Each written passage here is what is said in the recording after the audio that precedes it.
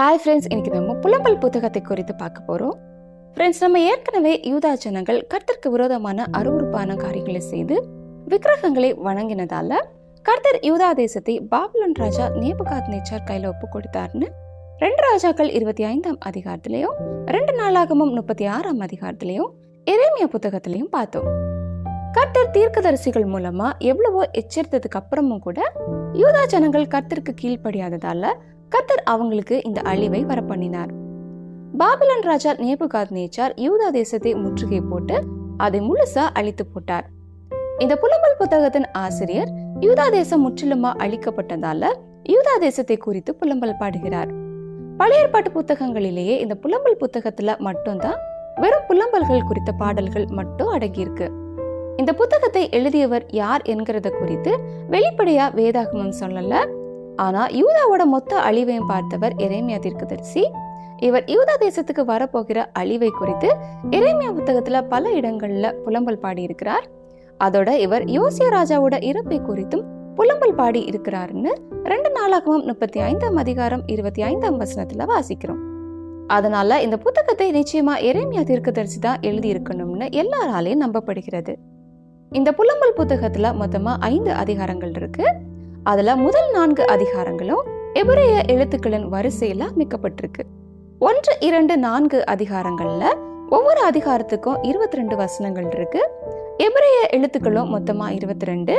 இந்த அதிகாரங்கள்ல ஒவ்வொரு வசனமும் ஆரம்பிக்கும் போது எபிரேய எழுத்துக்களின் வரிசையில ஆரம்பிக்கப்படுது. 3ஆம் அதிகாரத்துல 66 வசனங்கள் இருக்கு. இந்த அதிகாரத்துல முதல் 3 வசனங்களும் முதல் எபிரேய எழுத்து, அடுத்த 3 வசனங்கள் அடுத்த எபிரேய எழுத்து என்கிற வரிசையில அமைக்கப்பட்டிருக்கு. கடைசி அதிகாரமான 5ஆம் அதிகாரத்திலயும் 22 வசனங்கள் இருக்கு. ஆனா இந்த அதிகாரம் எபிரேய எழுத்துக்களின் வரிசையில அமைக்கப்படல. பழைய ஏற்பாட்டு புத்தகங்களான ரூத், எஸ்தர், பிரசங்கி, உன்னத பாட்டு புத்தகங்களோட இந்த புலம்பல் புத்தகமும் யூதர்களின் பண்டிகை நாட்களப்போ ஜெப ஆலயத்திலே வாசிக்கப்பட்டது. புலம்பல் புத்தகம் ஒவ்வொரு வருடமும் ஆப் மாதம் 9ஆம் தேதியில எருசலேமின் அழிவை நினைவு கூறும் விதமா யூதர்களால வாசிக்கப்பட்டது. இந்த புத்தகத்துல 1ஆம் அதிகாரம் எருசலேம் நகரம் அவளோட அழிவுக்காக அழுகிறாள் என்கிற கருத்தமைப்புல அமைக்கப்பட்டிருக்கு. இந்த அதிகாரத்துல முதல் 11 வசனங்களில எரேமியா தீர்க்கதரிசி எருசலேம் நகரத்தின் மேலுள்ள அவரோட துக்கத்தை வெளிப்படுத்துகிறார். அவர் எருசலேம் நகரத்தை ஒரு விதவையா சித்தரிக்கிறார். அவர் எருசலேமை குறித்து சொல்லும் போது, எருசலேம் நகரம் ஒரு காலத்துல ஜனங்கள் நிறைந்த நகரமா இருந்தது. அவள் இளவரசியை போல இருந்தாள். ஆனா இப்போ அவள் எல்லாராலையும் கைவிடப்பட்டு ஒரு விதவையா அடிமையாக்கப்பட்டிருக்கிறாள்.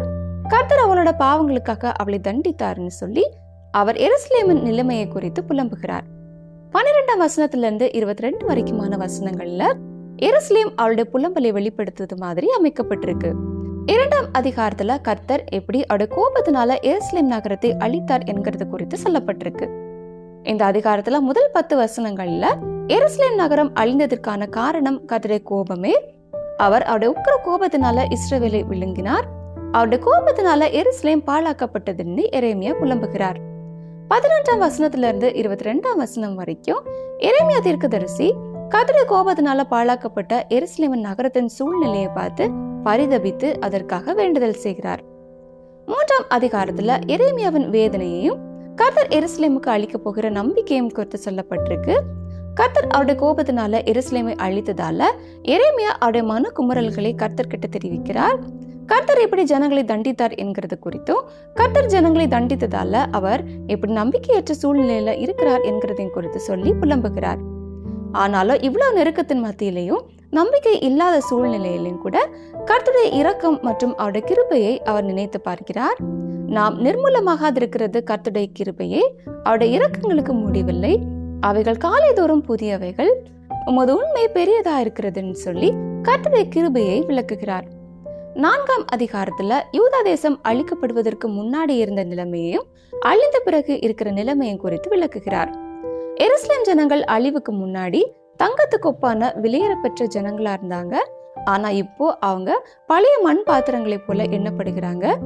ஒரு காலத்துல ருசியான உணவுகளை சாப்பிட்டவங்க வீதிகளில பாழாய் கிடக்குறாங்க. ரத்தாம்பரம் உடுத்தி வளர்ந்தவங்க இப்போ குப்பை மேடுகளை அணைத்து கொண்டிருக்கிறாங்கன்னு சொல்லி ஜனங்களோட அங்குலாய்ப்பை எரேமியா வெளிப்படுத்துகிறார். 5ஆம் அதிகாரத்துல எரேமியா கர்த்தர்கிட்ட ஜனங்கள் படுகிற கஷ்டத்தை எல்லாம் எடுத்து சொல்லி அவருடைய கிருபைக்காக மன்றாடுகிறார். கடைசியா எரேமியா, கர்த்தாவே எங்க எல்லாரையும் திரும்பவும் உங்ககிட்ட திருப்பிக் கொள்ளுங்க, அப்போ நாங்க மகிழ்ச்சியா உங்ககிட்ட திரும்ப வருவோம், எங்களோட வாழ்க்கையை முன்னாடி இருந்தது மாதிரியே புதிதாக்குங்க, எங்களை முற்றிலும் வெறுத்து விடுவீரோ, எங்க மேல கடும் கோபமாய் இருக்கிறேன்னு சொல்லி முடிக்கிறார். ஓகே ஃப்ரெண்ட்ஸ், மீண்டும் அடுத்த எபிசோட்ல சந்திக்கலாம். Bye friends.